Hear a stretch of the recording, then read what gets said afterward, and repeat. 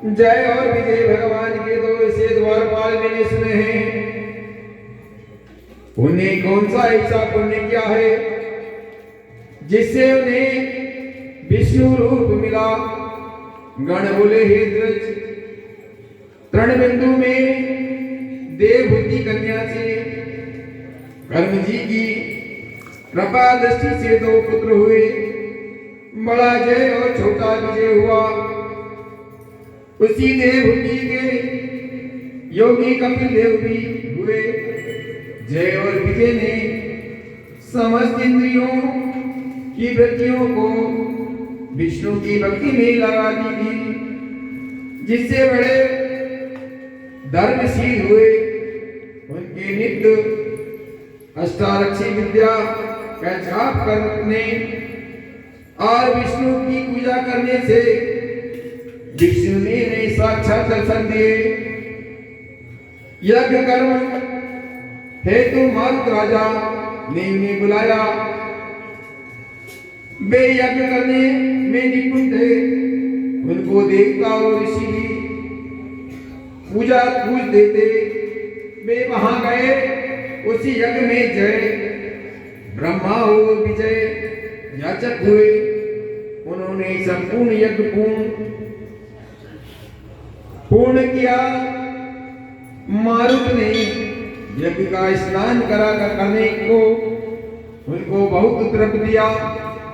उस धन को लेकर वे अपने आश्रम को आ गए। भगवान ने अलग अलग पूजा और प्रसन्नता के लिए उन्हें धन को परावृष्ट बांटने लगे। जय ने कहा कि दोनों का समान भाग होना चाहिए, और विजय बोला जो जिसको मिल गया है वह उसी का है। तब जय ने अपने चित्त में दुखी हो विजय को श्राप दिया कि तू द्रव्य को ग्रहण नहीं देता है, इससे ग्रह हो जा। विजय ने जय को श्राप दिया कि तू मन में भ्रांत होकर मुझे श्राप दिया है, तू हाथी हो जा। जब वे दोनों नित्य पूजा के लिए समय भगवान के दर्शन करके उनसे सारा समाचार कहा, साथ ही श्राप की निवृत्ति मांगने लगे। वे कहते हैं, स्वामी हम आपके भक्त हैं और श्राप के बस ग्रह और हाथी की योनि में कैसे जाएं? इससे हे कृपा निधि इस श्राप को लौटा दीजिए। श्री भगवान बोले कि मेरे भक्तों का वचन कभी मिथ्या नहीं होगा, मैं इनको कभी नहीं लौटा सकता। पहले प्रसाद के लिए प्रहलाद के लिए खंपा से प्रकट हुआ, और फिर अम्बरीश के वचन से इस प्रकार से प्रकट हुआ हूँ। इससे तुम दोनों अपने अपने किए हुए श्रापों का अनुभव करके ही मेरा पद को प्राप्त होवोगे। यह कहकर हरि अनंत ध्यान हो गए। गण बोले फिर वे दोनों गए और गज बने। कार्तिक पूर्णिमा के दिन गंडकी में स्नान करने के लिए गजराज गए। उस श्राप के कारण ग्रह ने उस गज का पेड़ पकड़ लिया। ग्रह से पकड़े हुए हाथी ने कतारवाणी में विष्णु स्मरण किया तो शंख चक्र गदाधारी विष्णु प्रकट हुए। भगवान ने चक्र से ग्रह को मारकर उन दोनों का ही उद्धार किया, और अपने रूप को देखकर उन्हें वैकुंठ ले गए। तभी से वहां स्नान हरि क्षेत्र हो गया। चक्र के लगने के वहां के पत्थरों के चिन्ह देखे जाते हैं।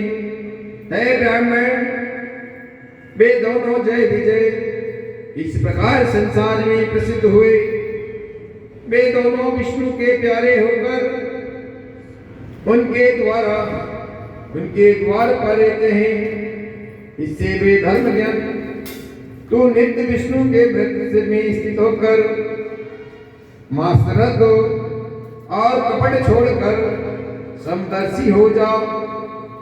सदा तुला मकर और मेष के सूर्य में प्रातः काल स्नान कर एकादशी का व्रत और तुलसी के व्रत का पालन किया कर।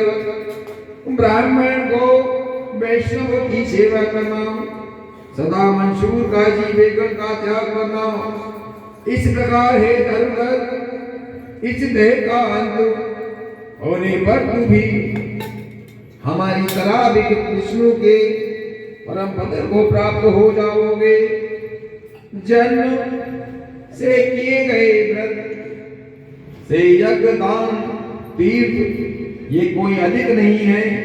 हे ब्राह्मण श्रेष्ठ तुम धन्य हो क्योंकि तुमने ये व्रत किया है जिसके आगे फल को पाकर कला हमारे संग विष्णु लोक को जा रही है। नारद जी बोले, जिस प्रकार धर्मदत्त से कहकर और विमान ने मिटाकर दोनों को कलाश में वैकुंठ को गए, धर्मदत्त की विश्वास युक्त उन दोनों व्रतों को करता हुआ अंत में देहांत होने पर दोनों स्त्रियों के साथ वैकुंठ को गया।